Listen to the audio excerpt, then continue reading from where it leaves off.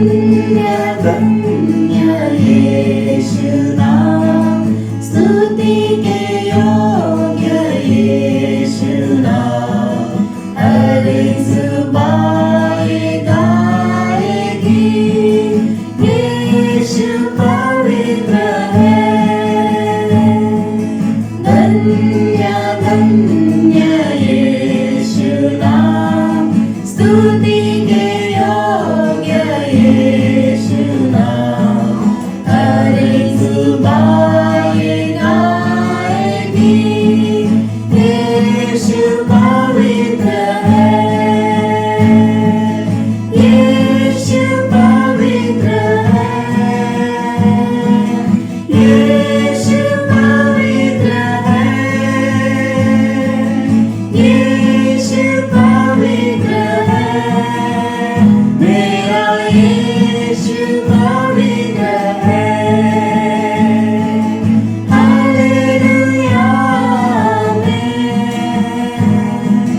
Hallelujah amen, hallelujah amen, hallelujah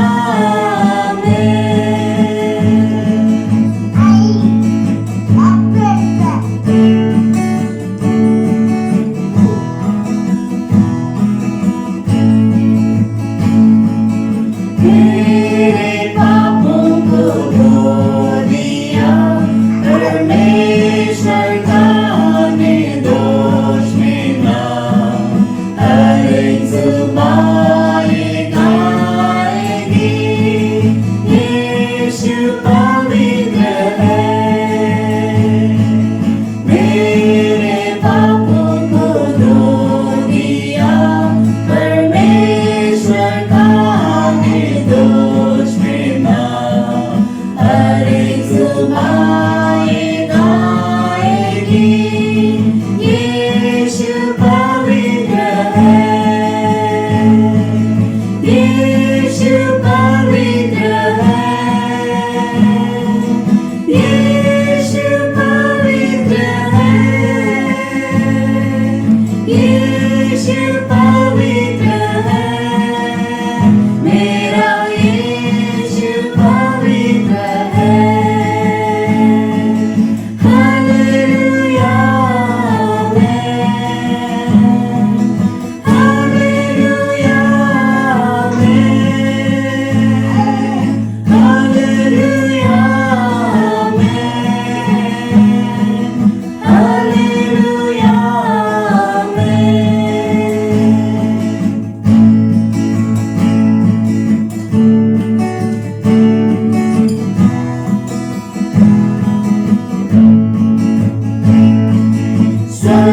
स्वर्गदूत और सारी सृष्टि पुकारते हैं नाम को, हर एक जुबान गाएगी, यीशु पवित्र है। स्वर्गदूत और सारी सृष्टि पुकारते हैं नाम को, हर एक जुबान गाएगी, यीशु पवित्र है, यीशु पवित्र है, यीशु पवित्र है, यीशु पवित्र है, मेरा यीशु पवित्र है। Hallelujah amen, hallelujah amen, hallelujah amen, hallelujah amen.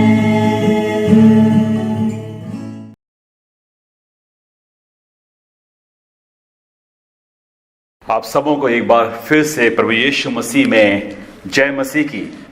परमेश्वर आप सबों को आशीष दे। जब हम सब्त के पाक घड़ियों में एक साथ होकर आराधना करते हैं।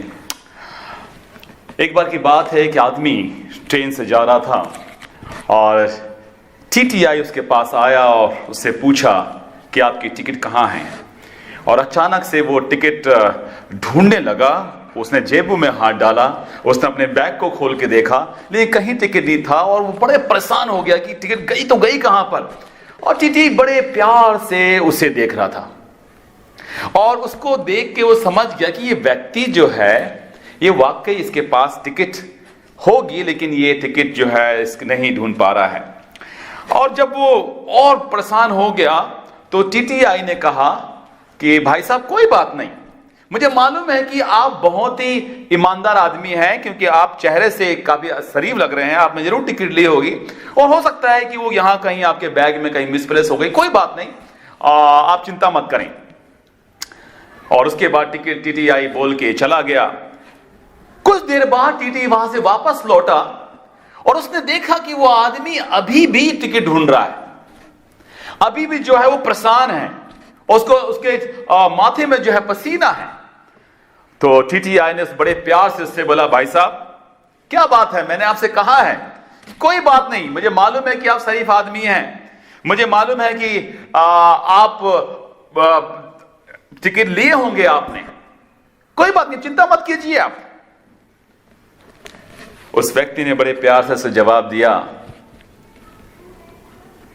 कि भाई साहब, मुझे आपके लिए आपकी जो बात आपने कहा धन्यवाद कि आपने मुझे एक शरीफ आदमी का दर्जा दिया, वाकई मैंने टिकट ली थी, लेकिन टिकट में अब इस कारण ढूंढ रहा हूं क्योंकि उसी टिकट में लिखा है मुझे जाना कहां है।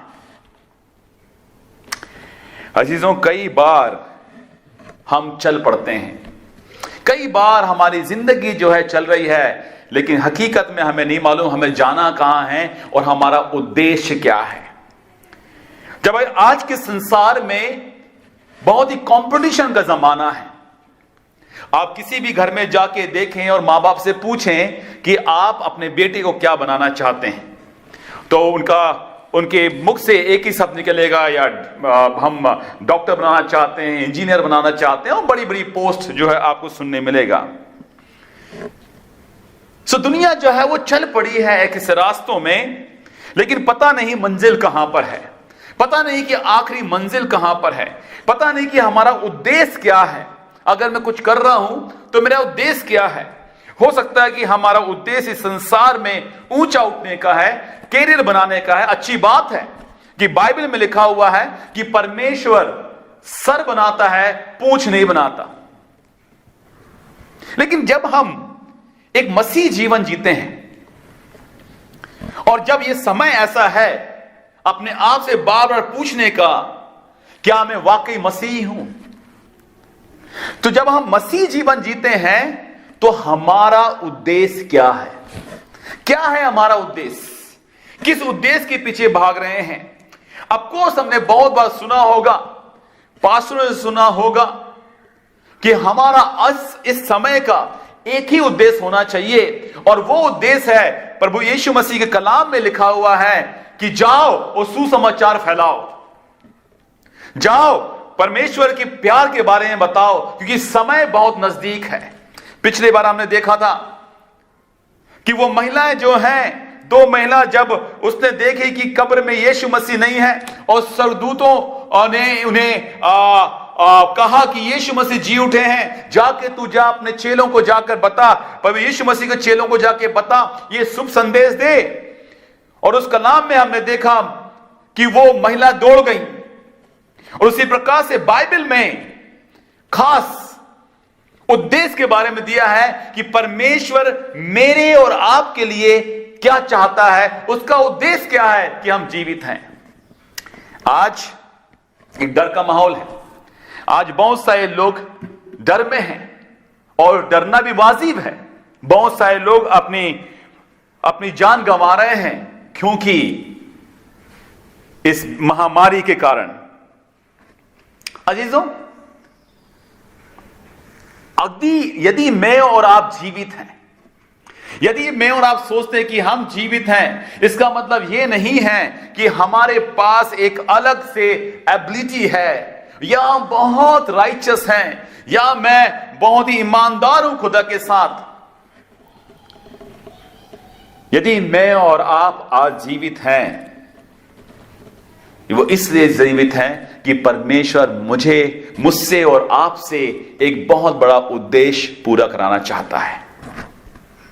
तो क्या कई बार हम सुनते चले आ रहे हैं, हमें सुसमाचार सुनाना है, समय अंतिम है, और ये कोविड-19 ये बार बार बता रही है कि समय वाकई बहुत नजदीक है, बस ये कहें कि दरवाजे में है। तो क्या मैं और आप, जिसलिए परमेश्वर ने मुझे और आपको जीवित रखा है, क्या मैं और आप उस उद्देश्य को अपने जीवन से पूरा कर रहे हैं? कैसे जानेंगे कि मैं और आप परमेश्वर के उद्देश्य के लिए अपना जीवन बिता रहे हैं? कैसे जानेंगे कि मैं परमेश्वर के उद्देश्य के लिए इस्तेमाल हो रहा हूं? कैसे जानेंगे कि परमेश्वर मेरे द्वारा जो है वो काम कर रहा है?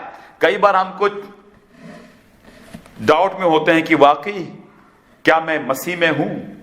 क्या मैं वाकई परमेश्वर के उद्देश्य को अपने जीवन से पूर्ति कर रहा हूं? आइए अजीजों, कुछ देखते हैं। मैं आपके सामने एक कहानी बताना चाहता हूं। बाइबल जो है 75% बाइबल कहानी से भरी हुई है, और हर एक वचन इसमें जो लिखा हुआ है वो ताया हुआ सोना है। हर एक वचन जो इसमें है वो पवित्र आत्मा से उभार के लिखा हुआ है। तो हर एक कहानी जो इसमें है, जो घटनाएं जो लिखी है, जब हम पढ़ते हैं तो परमेश्वर हमें बहुतायत से आशीष देता है। और मैं चाहता हूं कि आप मेरे साथ निकालें 4 अध्याय, यूहन्ना रचित सुसमाचार 4 अध्याय, और उसकी 7वीं आयत से पढ़ेंगे। और उसका अगर थोड़ा सा पहले देखें, मैं आपको बताना चाहूंगा इसका बैकग्राउंड को। एक बार प्रभु यीशु मसीह मार्ग में थे, और रास्ते में याकूब का कुआं भी वहीं था। 5वें पद में लिखा है, इसलिए वह सुखार नामक समरिया के एक नगर तक आया जो उस भूमि के पास था जिसे याकूब ने अपने पुत्र यूसुफ को दिया था। और वहां पर कुआं था, और करीब 6 घंटे का समय था, और वो वहां पर थोड़ा थका और वहां पर बैठ गया कुएं के पास। 6 घंटा, लेट आफ्टरनून। एक स्त्री के बारे में यहां पर एक जिक्र है, वो सामरी स्त्री के बारे में यहां पर जिक्र है, जो उस समय पानी भरने आई, जिस समय वहां पर वो सोचती थी कि वहां पर उसे कोई नहीं मिलेगा। तो जब मैं सोच रहा था कि उसने ऐसा क्यों किया, तो यहां पर हमें पता चलता है कि वो स्त्री, समाज में उसका नाम उचित तरीके से नहीं लिया जाता था। वो एक बदनाम महिला थी, और वो एक ऐसी महिला जो बहुत ही आइसोलेटेड का जीवन जी रही थी, एक निराशा का जीवन जी रही थी, एक परेशानी भरा जीवन जी रही थी, क्योंकि वहां के गांव वाले कोई भी उससे ताल्लुकात नहीं रखते थे। किसी किस्म की बातचीत उनके बीच में थी, और हर एक व्यक्ति, हर एक महिला उसे गंदी नजरों से देखता था। ओ, ये बहुत ही बेकार महिला है, इसके द्वारा जो है पूरा गांव जो है बदनाम होता है। और इसी डर से, ताकि लोगों के ताने ना सुनना पड़े, उसने एक ऐसे पहर में पानी भरने का निर्णय लिया जब वहां उसे कोई भी नहीं मिलता, अकेले वो कुएं में पानी भरती। पुराने समय में महिलाएं एक साथ जाती थी कुआं में पानी भरने, लेकिन यहां पर इंसिडेंट है कि वो अकेले वहां पानी भरने को जा रही थी। और जैसे ही वहां पर पहुंची, और मैं सोचता हूं कि पानी उस समय उसके लिए बहुत जरूरी था, और सबके लिए आज पानी हमारे लिए और आपके लिए बहुत जरूरी है। और उस समय वो वहां पर पहुंची, और जब दूर में ही थी, उसने एक बात को देखा कि एक व्यक्ति वहां पर बैठा हुआ है। दूर से उसकी आंखें गई कि उस कुएं के पास एक व्यक्ति बैठा हुआ है, और वो धीरे धीरे, उसकी चाल धीरे हो गई होगी, और वो धीरे धीरे चल के वो देख रही थी कि कौन है वहां पर। मैं तो सोचती थी कि इस समय में वहां पर कोई भी नहीं होगा, कौन है वहां पर। और उसने पाया, जब थोड़े पास पहुंची तो उसको लग गया उस व्यक्ति की डील डॉल देखकर, उसके कपड़े देखकर, उसकी ऊंचाई और उसके चेहरे को देखकर वो समझ गई कि ये व्यक्ति जो है वो यहूदी है। और जब वहां पर पहुंची, 7वें पद से लिखता है, जैसे वो वहां पहुंची, और मैं ऐसा सोच रहा था कि वो महिला थोड़ी देर के रुक गई होगी और सोच रही थी कि मैं वहां पानी भरने जाऊं नहीं जाऊं, या थोड़ी देर वेट कर लूं कि जब ये व्यक्ति वहां चला जाएगा, वहां से चला जाएगा, तब मैं वहां जाऊंगी। लेकिन पानी, अजीजों ध्यान रखें, छठवां घंटा था, पानी इसके लिए बहुत जरूरी था उस समय। उसमें बोले कोई बात नहीं, लेट्स गो। और वहां जब पहुंची तो वो व्यक्ति ने एक शब्द ऐसा बोला, एक ऐसा शब्द बोला जो उसके सोच से काफी परे था। वो एक्सपेक्ट भी नहीं कर रही थी कि एक यहूदी मुझसे बातें करेगा, क्योंकि उस समय में यहूदियों का और सामरियों का कोई भी लेन देन नहीं था। अगर दूसरे शब्दों में कहूं, सामरी लोग यहूदियों के लिए तुच्छ जात थी, जिनको वो छूना ही पसंद नहीं करते थे, जिनको वो देखना ही पसंद नहीं करते थे, जिनको से वो बातें करना पसंद नहीं करते थे। उसके लिए सरप्राइज था, ओ ये यहूदी कैसे मुझसे बातें कर रहा है। ना कि उसने बातें कही, लेकिन उसने एक बड़ा शब्द जो उसने कहा, मुझे पानी पिला। और वो एक उसके लिए आश्चर्यजनक था, कैसे ऐसा हो सकता है, एक यहूदी मुझसे बोल रहा है पानी पिला, जो हमसे बात नहीं करना चाहते, और बल्कि ना कि वो यहूदी वो ये भी नहीं जान रहा है कि मैं कौन हूं। मैं एक इस इलाके की बदनाम शुदा महिला हूं, लोग मुझसे बात भी करना पसंद नहीं करते, मेरे अपने ही लोग, मेरे अपने ही कुनबे के लोग, मेरे अपने ही गांव के लोग मुझसे बात करना पसंद नहीं करते। लेकिन ये यहूदियों की मुझसे कह रहा है मुझे पानी पिला।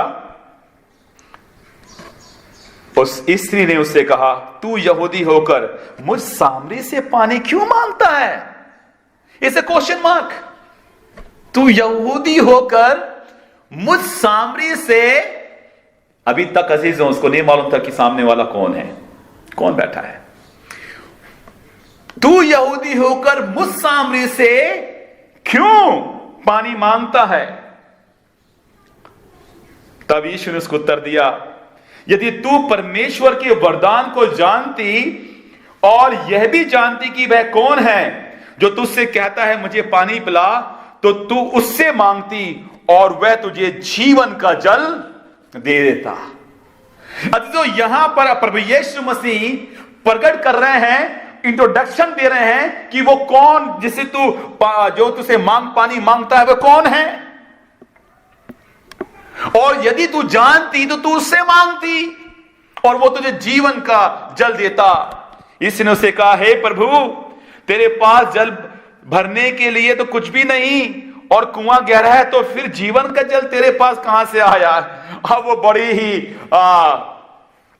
उसको दूसरे शब्दों में अगर कहूं, उसको मजाक में लगने लगा।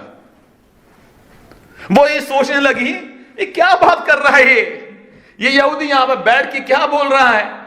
ना इसके पास कुआं, ना इसका बर्तन है, ना इसके पास रस्सी है, ना इसके पास कोई निकालने का वस्तु है, और ये मुझसे बोल रहा है कि मैं तुझे जीवन का जल देता। वो कहता है, क्या तू हमारे, उस बाद में वो कहती है, बाद में, क्या तू हमारे पिता याकूब से ही बड़ा है जिसने ये कुआं दिया है? और आगे यीशु ने उसको उत्तर दिया, जो कोई यह जल पिएगा फिर प्यासा होगा, परंतु जो कोई उस जल से पिएगा जो मैं दूंगा वह फिर अनंत काल तक प्यासा ना होगा, वरन जो जल मैं उसे दूंगा उसमें एक सोता बन जाएगा जो अनंत जीवन के लिए उमड़ता रहेगा। स्त्री ने कहा, हे प्रभु, मुझे जल दे दे। In the same particular time, the Holy Spirit moved and entered into the heart and mind of this woman. उसी समय पवित्र आत्मा की सामर्थ जो है वो समझ गई कि ये व्यक्ति जो है ये प्रभु है। उसने कहा, हे प्रभु, ये जल मुझे दे दे। और कहती है, ताकि मैं प्यासी ना हूं और ना जल भरने के लिए इतनी दूर आऊं। अजीजों, ये सब बताता है कि वो महिला बहुत परेशान थी। वो जल भरने के लिए इतनी दूर आया करती थी। वो जल मुझे दे दे प्रभु। और उसके बाद जो है वो एक उनके बीच में बातें फिर चालू हो गई। और उस बातों से, अगर 16-17 पद पढ़ेंगे, उसकी बातों से उसने पहचान ली कि ये व्यक्ति जिससे मैं बातें कर रही हूं, ये साधारण व्यक्ति नहीं है। ये साधारण व्यक्ति नहीं है, ये भविष्यवक्ता है। हमारे बाप दादों ने इसी पहाड़ पर आराधना की और तुम कहते हो कि वह जगह यहां आराधना करनी चाहिए यरूशलेम में है। यीशु ने कहा, हे नारी, मेरी बात का विश्वास कर कि यह समय आता है कि तुम ना तो इस पहाड़ पर पिता की आराधना करोगे ना यरूशलेम में। वो समझ गई कि मैं किसके सामने खड़ी हूं। वो समझ गई कि मैं अब कहां पर हूं। वो समझ गई कि मुझसे बातें कौन कर रहा है। मैं जानती हूं, 25वें पद में लिखता है, इसी ने उससे कहा, मैं जानती हूं कि तू मसीह है जो क्रिस्त कहलाता है। Praise God. यहां पर वो पहचान गई वो खुद उसने कही कि तू मसीह है जो क्रिस्त कहलाता है और जो आने वाला है। जब वह आएगा तो हम सब बातें बता देगा, सब बातें बता देगा। यीशु ने कहा, मैं जो तुझसे बोल रहा हूं वही हूं। आमेन। He disclosed in front of एक ऐसी महिला के सामने जो उस शहर में, उस गांव, उस बस्ती में पूरी तरीके से बदनाम थी। इस ऐसी व्यक्ति के सामने, इस ऐसी महिला के सामने he disclosed and chosen her. Then what happened? क्या हुआ? यहां पर हम सीखते हैं कैसे हम जाने कि हम यीशु मसीह के उद्देश्य में हैं कि नहीं है। अजीजों, इस स्टोरी को आप देखें। यहां पर जब आगे सो लिखता है कि वो तुरंत तब स्त्री अपना घड़ा छोड़कर नगर में चली गई और लोगों से कहने लगी, आओ एक मनुष्य को देखो जिसे सब कुछ जो मैंने किया मुझे बता दिया। कहीं ये वही मसीह तो नहीं?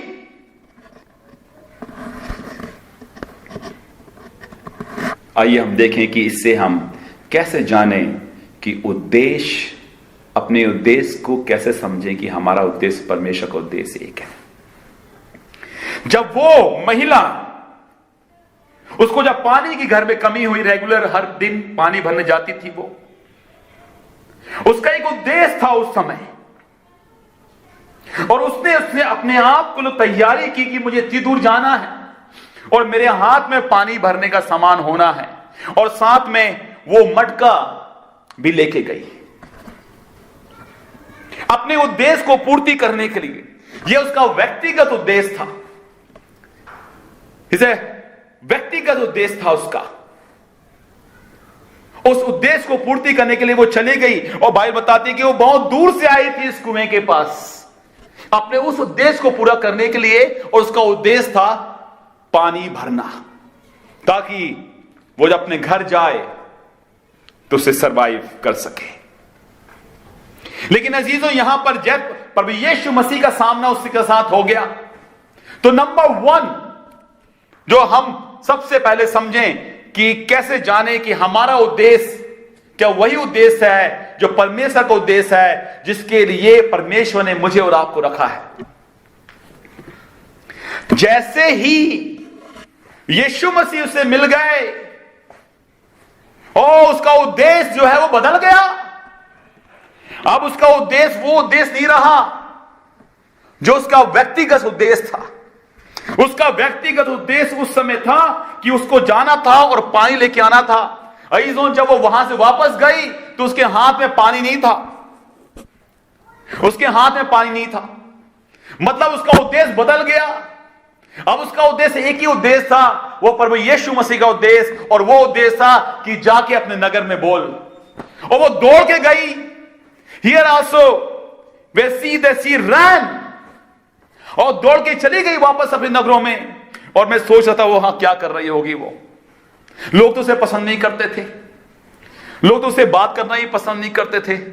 शी नॉक द डोर, ओ मेरी बहन दरवाजा खोलो। अंदर से आवाज होगी, अरे तू यहां क्या कर लेने आई है, हमें तुझसे बात नहीं करना। अरे सुनो मेरी बात, मैंने एक ऐसे व्यक्ति से मिली हूं जो मसीह है, जिसने मेरे बारे में सब बता दिया, आके देखो।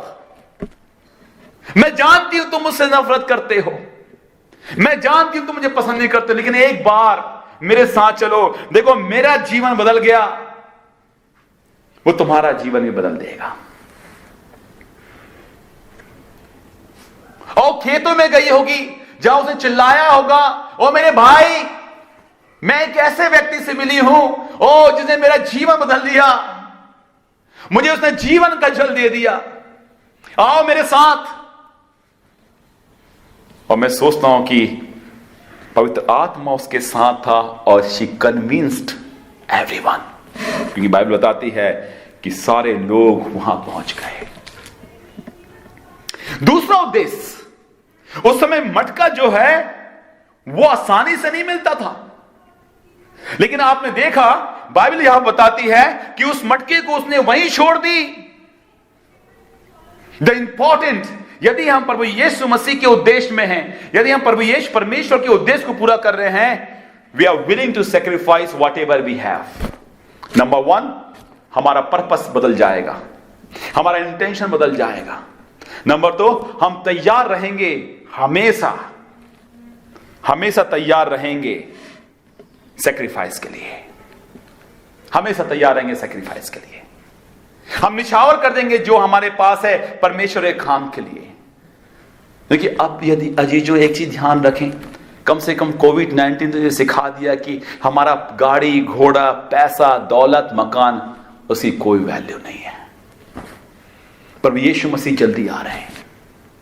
तो हाँ, यदि मेरा उद्देश्य, यदि मैं परमेश्वर के उद्देश्य में काम कर रहा हूं, तो मेरा उद्देश्य नहीं होगा, लेकिन परमेश्वर का उद्देश्य मेरा उद्देश्य होगा।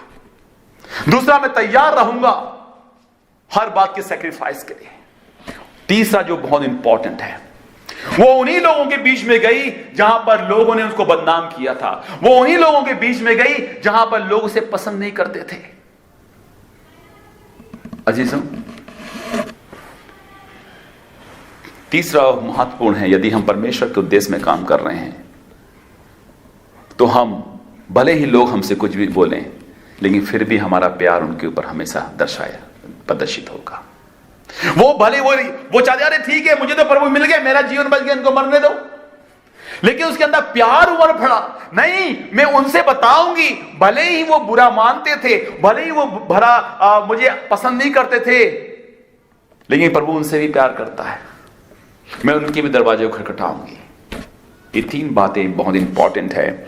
यदि मैं और आपको अगर ये जानना है कि क्या वाकई मैं परमेश्वर के उद्देश्य के लिए काम कर रहा हूं, क्या वाकई परमेश्वर मेरे जीवन से अपने उद्देश्य को पूरा करना चाहता है, तो मेरा पर्सनल उद्देश्य क्या है? क्या अभी भी मैं अपने ही उद्देश्य की पूर्ति के लिए भाग रहा हूं, या अभी मैं अपने ही उद्देश्य को पूरा करने के लिए दौड़ लगा रहा हूं, संसार में भटक रहा हूं? मेरा उद्देश्य क्या है? बड़ा हो जाना? मेरा उद्देश्य क्या है? धनी हो जाना? लेकिन अब तो धन की कोई वैल्यू नहीं है, क्योंकि आने बहुत ही जल्दी प्रभु यीशु मसीह चले आ रहे हैं। सो जान लीजिए मेरे भाइयों बहनों, जांच लीजिए, परमेश्वर ने ये अच्छा समय दिया है कि हम अपने घरों में हैं और हम समझ सकते हैं, अपने आप को असेसमेंट कर सकते हैं, अपने आप को जांच सकते हैं कि वाकई क्या मैं और आप के जीवन से परमेश्वर के उद्देश्य पूरा हो रहा है नहीं है, या अभी भी मैं सिर्फ अपने ही उद्देश्य की पूर्ति करने के लिए भाग रहा हूं। यीशु मसीह का आना निकट है। आइए हम एक साथ होकर अपने जीवन को यीशु मसीह के हाथ में सौंप दें और उनसे कहें, प्रभु आप अपने उद्देश्य को हमारे जीवन से पूरा करवाइए। We are ready. Are you ready to run? क्या हम तैयार हैं जिस महिला के ने जिस प्रकार से दौड़ के प्रभु यीशु मसीह के उद्देश्य को अपना उद्देश्य मानकर अपने उद्देश्य को भूल के, लेकिन यीशु मसीह के उद्देश्य को उसने पूरा किया और उसके कारण पूरा गांव बचा लिया गया। और आज परमेश्वर मेरे जीवन और आपके जीवन से ही चाहता है कि बहुत सारे लोग जो बिना मसीह के मर रहे हैं वो बचा लिए जाएं। परमेश्वर आप सबों को आशीष दे जब हम अपने जीवन को उसके हाथ में निछावर कर देते हैं कि प्रभु अपने उद्देश्य को मेरे जीवन से पूरा कर। प्रभु आप सबों को आशीष दे।